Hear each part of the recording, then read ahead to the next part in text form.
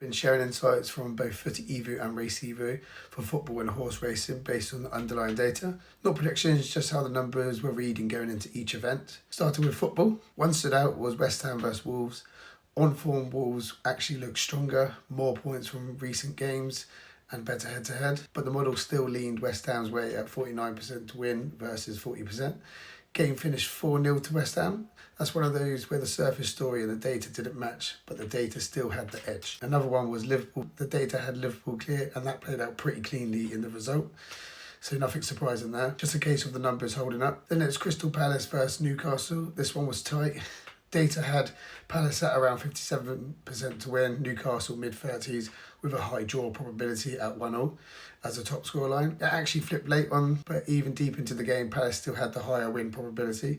That's the kind of match where it's not about being right or wrong, it's about understanding how close it really was. Over to horse racing, the biggest one this week, the Grand National. Iron Maximus came through as the most likely in the data pre-race, and that's how it played out. But the race itself says everything. 34 runners, over 4 miles, and only 16 finished. That's the reality of this race. Banbridge was the value angle in the report, ended up unseating.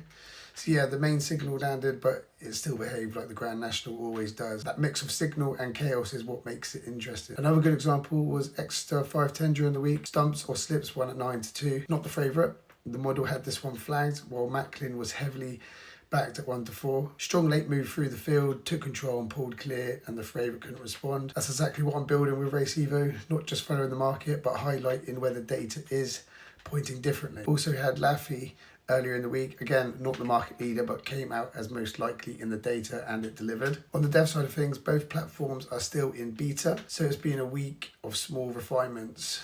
I've updated the FootyEvo logo, just making it cleaner and more in line with the platform. Also picked up a bug in RaceEvo around report saving. Right now, if you generate a report and don't click save, it's still being stored in the back end, which affects the total report count. But that's the process though. Build it, test it properly, find the issues and tighten everything up. That's the main takeaway from the week. Some things line up exactly, some don't. But over time, you start to see where the real signals are. If you want to check it out for yourself, visit FootyEvo.com and RaceEvo.com. Both are live, still in beta, but working with real data. I'll drop the links in the description below. Feel free to have a look and see how it lines up for you.